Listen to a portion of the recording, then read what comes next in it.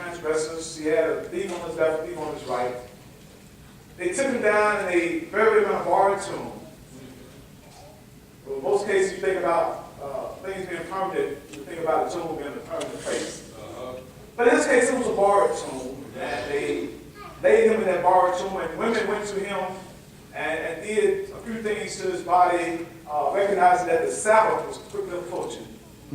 So they made a few things done to his body, and then they left, planning to come back after the Sabbath to finish the burial process. But when they came back that Sunday morning, lo and behold, they got to the tomb and it was empty, which fulfilled the scriptures that death, where is thy sting?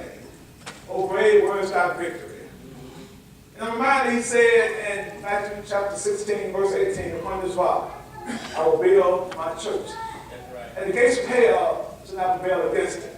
You see, even death could not hold him from his appointment.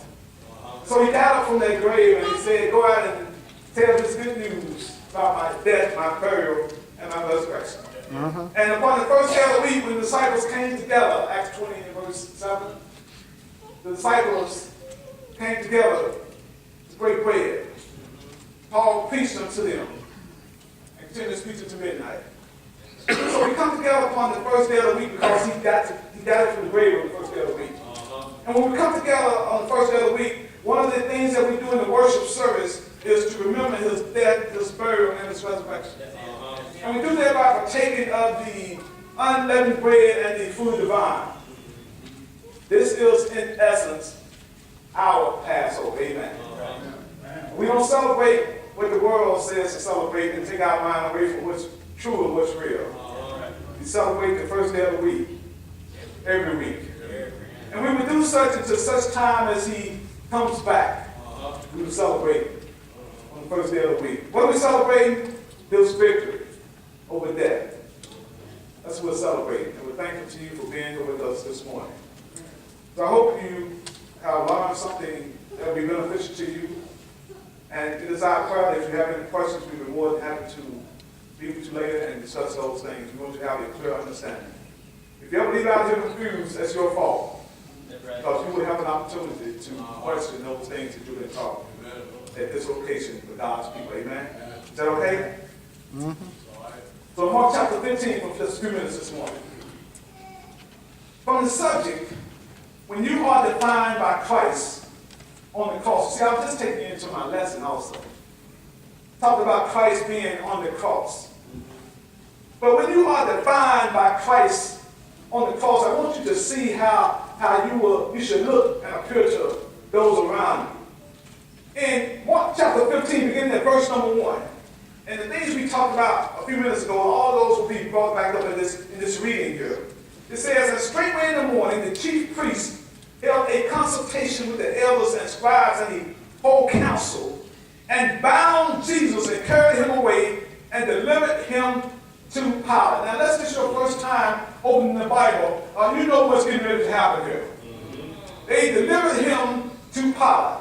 And Pilate asked him, art thou the king of the Jews? And he answered and said unto him, thou sayest it. And the chief priest accused him of many things, but he answered nothing. And Pilate asked him again, saying, answerest thou nothing? Behold, how many things they witness against thee. But Jesus yet answered nothing, so that Pilate marveled. Now at the feast, he released unto them one prisoner. This was a custom they had, whomsoever they desired. And there was one named Barabbas, which lay bound with them that had made insurrection with him, who had committed murder in the insurrection. And the multitude cried aloud began to desire him to do as he had ever done unto them. But Pilate answered them, saying, will ye that I release unto you the king of the Jews? For he knew that the chief priest had delivered him for envy. We spoke about that this past Tuesday at the Bible lunch hour, about that word envy. But the chief priest moved the people that he should rather release Barabbas unto them. Pilate wanted to give them such a clear and distinct opportunity opportunity and choice here that there is no way that they can make their own decision. At this custom, as part of this custom at this feast, it's known that I will release a prisoner to them, no matter what that prisoner has been convicted of, accused of, tried, and convicted of. I am willing to release one prisoner to them, but what I'm going to do, because they have brought this man Jesus before me and I can find no wrong in him. Mm-hmm. I'm going to give them such a clear choice that there's no way that they can make a mistake with this one. You know, you give somebody a test, and on the test you write 1 + 1 = 2. You give them the test. How can they possibly fail it? Not only did you give them the question, but you gave them the answer. There's no way they can fail what 1 + 1 is if you got 2 written out by the side. So I'm going to give them a choice. And it's going to be a clear choice. I want to give them a man who has been arrested, tried, and convicted of insurrection, of trying to overthrow the government. And not only that, along the way, he happened to murder somebody. So I'm going to give him, you can have him released, or you can have Jesus released. And then I'm going to go home and go to bed. Because I've got this off my shoulders now, but this thing can take care of. Jesus is free to go and do whatever he's doing. And this man that, they wanted this criminal back on the street, but he's back on the street. It's on them. My conscience is going to be clear. But Pilate answered them, saying, "Will ye that I release unto you the king of the Jews?" For he knew that the chief priests had delivered him to envy. But the chief priests moved the people that he should rather release Barabbas unto them.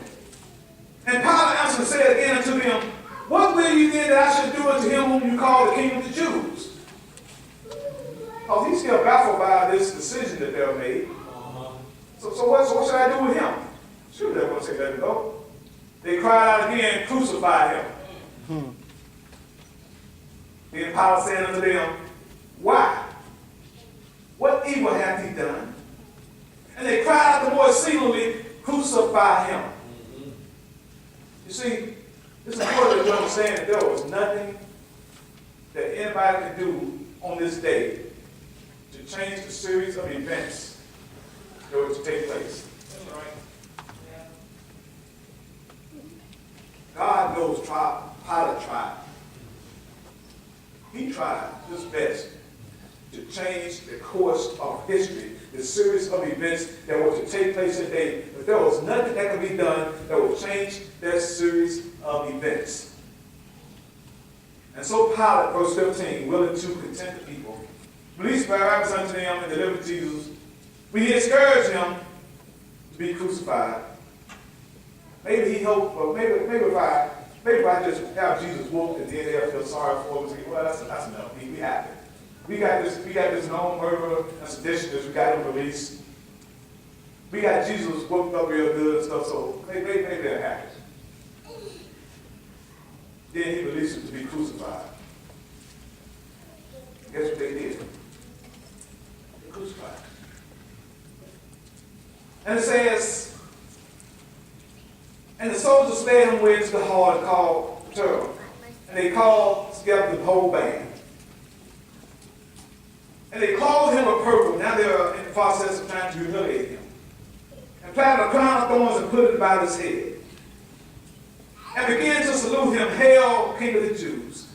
And they smote him on the head with the reed and did spit upon him and bowed their knees, worshiped him." They just mocked him. And when they had mocked him, they took off the purple from him and put his own clothes on and led him out to crucify him.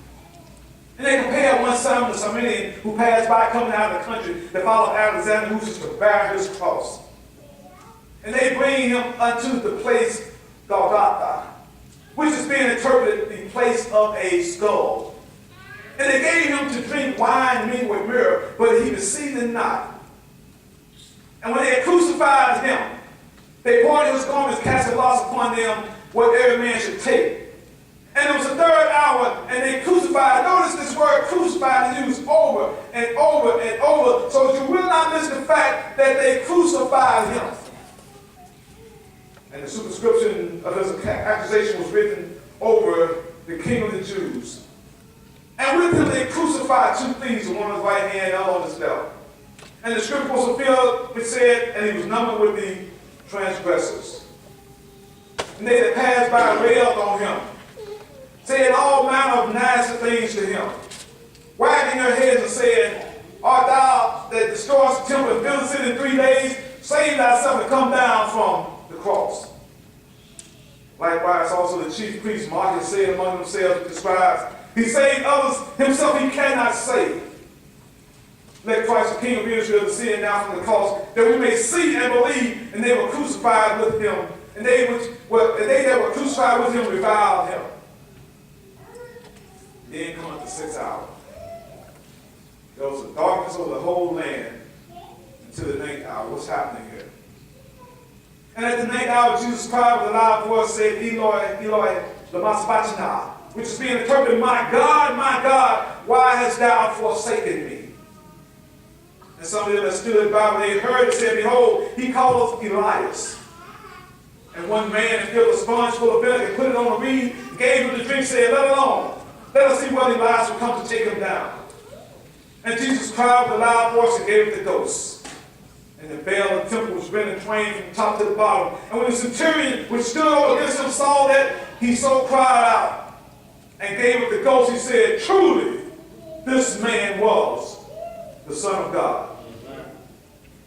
Somebody got a clue. Said, truly, this man was the Son of God. My subject this morning, defining, when you are defined by Christ on the cross. When you are defined by Christ on the cross. Many times as I present a lesson, I will use a word, and then I will always make sure that I give a definition of that word or define that word, so we can make sure that we are clear in our understanding of the use of that word and the intent behind using that word in the lesson. But this morning, I want us to define the word divine. I'm going to do something just a little bit different this morning. I want us to define, and I want you to remember and hold on to this word as you remember this lesson, as you recall this lesson, and allow this lesson to move you, to help you in your life, to help you in your struggles. This word define. This word define, as we will use it in the context, is to explain or identify the nature or essential qualities of. In other words, describe. We want to see or describe you by Christ on the cross. Or we want you to describe yourself or be defined by Christ on the cross. Amen. And this word defined, it means to explain or identify the nature or the essential qualities of. And as we look at the qualities of Jesus, I want us to look at some of the qualities of Jesus as he hung on the cross. And then I want you to define yourself or describe yourself or see if you can be described by those same qualities, especially as it relates to adversity. Especially as it relates to having problems and issues, and those words we like to use like trials and tribulations in our life. How are you defined when it comes to being in a situation, a career ending, a life changing, a relationship ending situation? How are you defined when it comes to adversity in your life? I believe that if we look at Jesus, I don't know if any of us could have gone through what he went through. And still we talk about 2,000 years later in the breath that we speak about him. In the manner in which we speak of him with awe and respect and reverence.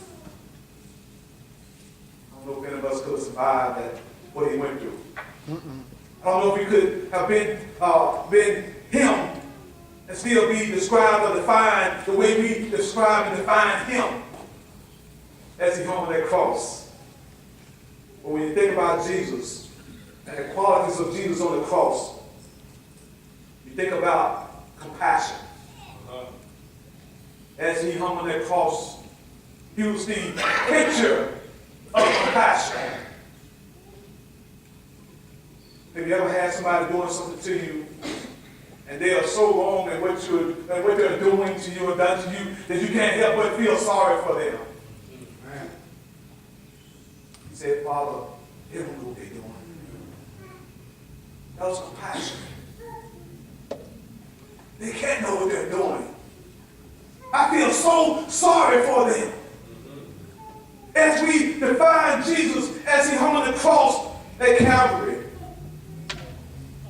you can see the compassion that he showed toward those false accusers, toward those same ones who had put the crown of thorns on his head. He said, Father, forgive them, for they don't know.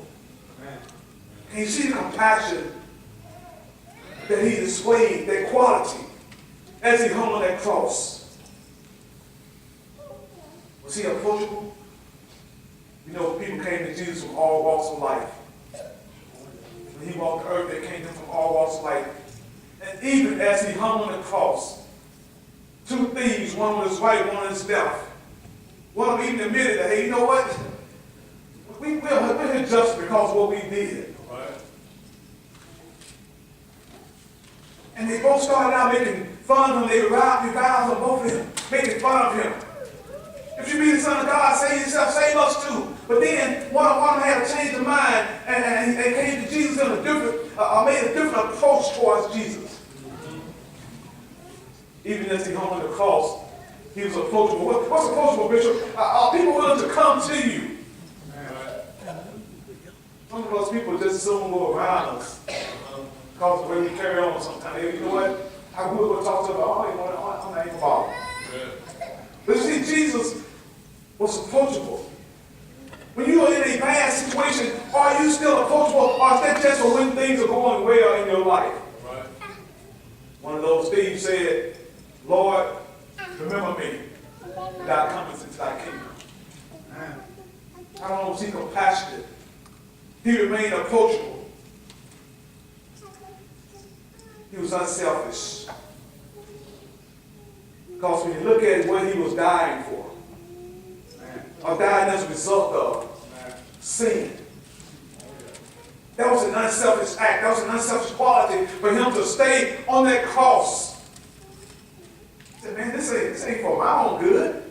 This is for their good. He unselfishly hung on the cross during this time of adversity. He could have come down. He could have prevented himself from even going to the cross. At one time he said, don't you know that I could call 12 legions of angels? They could take care of this thing for me? Mm-hmm. But there he stood, there he hung, in an unselfish manner, taking what should have been mine, what should have been yours, as he hung on this cross. He was zealous. He knew that he had a mission to complete. He knew it was the will of the Father that had to be accomplished. You see, you think that, I should try to, get away from this time, get away from this hour. He said, for this hour I came. He said, I came for this purpose. For this reason I came. I'm zealous. I'm thankful to be able to do this. Do the will of the Father. Zealous. He was humble. Oh, such a humble spirit. The mere presence of him being on the cross, we understand the level of humility he had to leave heaven and to come down, walk amongst men, and to die on that cross. He had a level of humility that will never be matched, even in his adversity. He was patient. He was loving. He was committed to see this thing through the end. He was gentle. and he was temperate, or he maintained self-control. Let me close with this. How are you defined? When you look at Jesus, at this most troublesome and awful moment in his life, and you look at how he was defined, I want you to ask yourself, how are you defined, or who are you defined by? Do you allow the world to define you?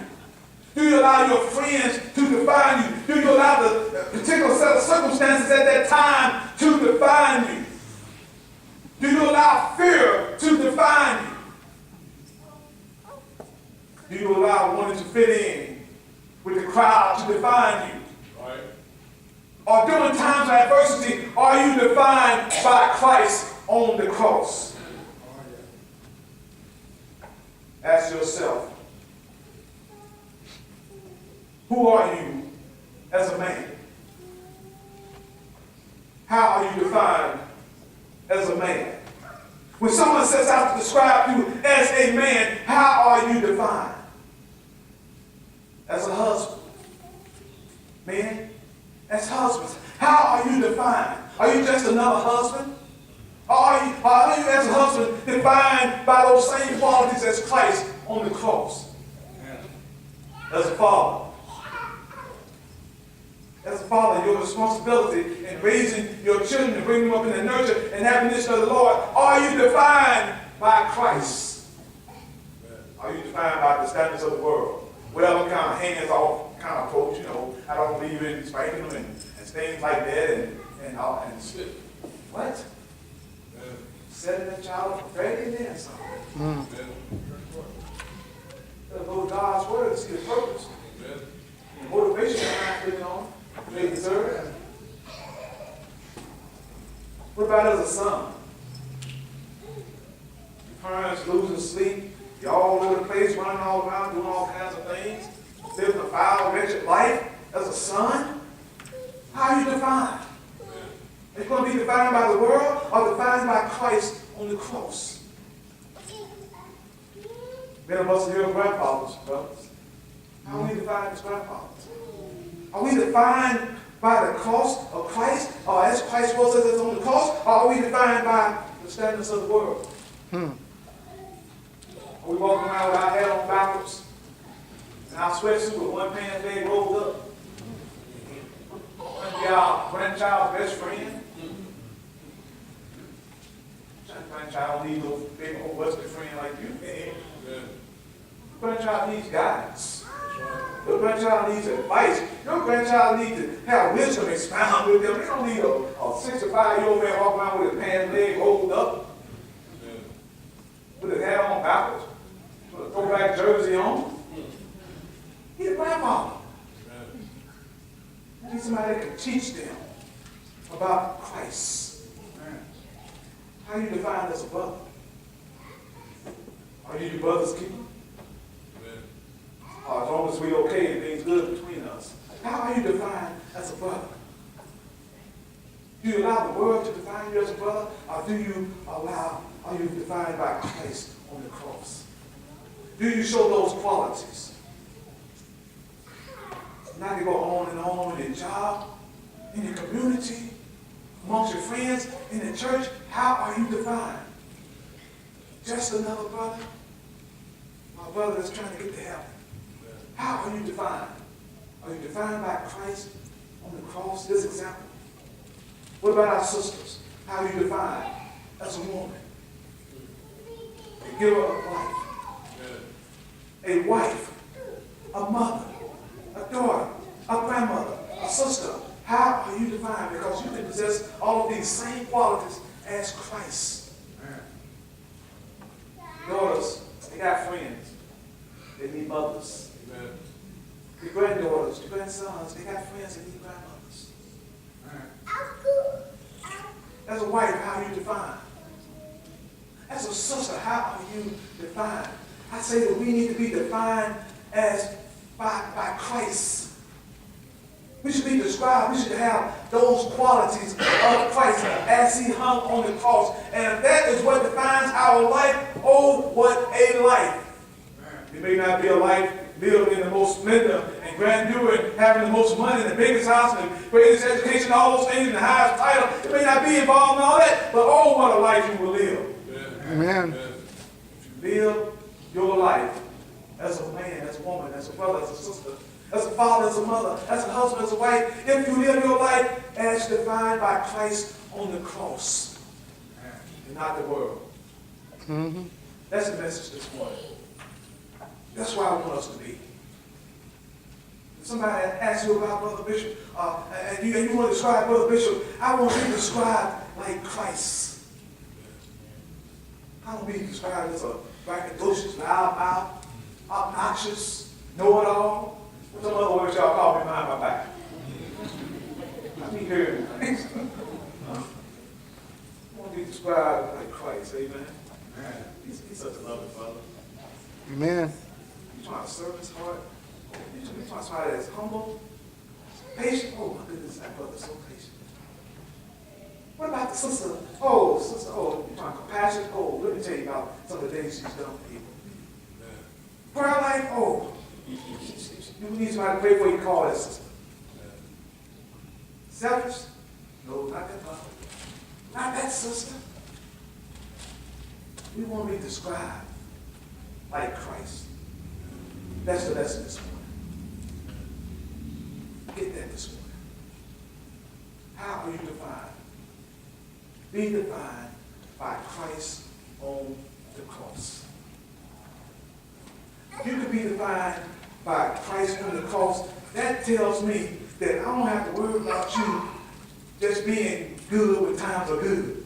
Mm-hmm. I don't have to worry about just depending on you when times are good. I don't have to just worry about you being faithful when times are good. I know that you're going to be there, no matter how terrible times may get.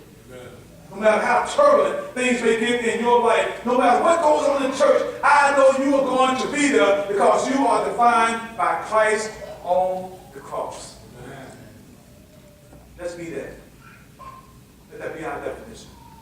Let us be defined by Christ on the cross. In whatever we do, in business, in pleasure, in friendships, in companionships, co-workers, whatever the situation may be, being brothers and sisters in church, let us be defined by Christ on the cross. And we can say that we're defined by Christ on the cross and live like that, brothers and sisters, you talk about living. You talk about living. That's a person now, amen? That's somebody you can go down trouble with like that. They will be there. No matter what's going on. This lesson is yours this morning. That's all I want to share with you. Be defined by Christ on the cross. Be defined by Christ on the cross.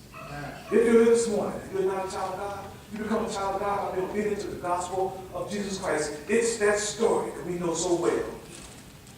And that story that you and I just love to tell about the Son who died on the cross.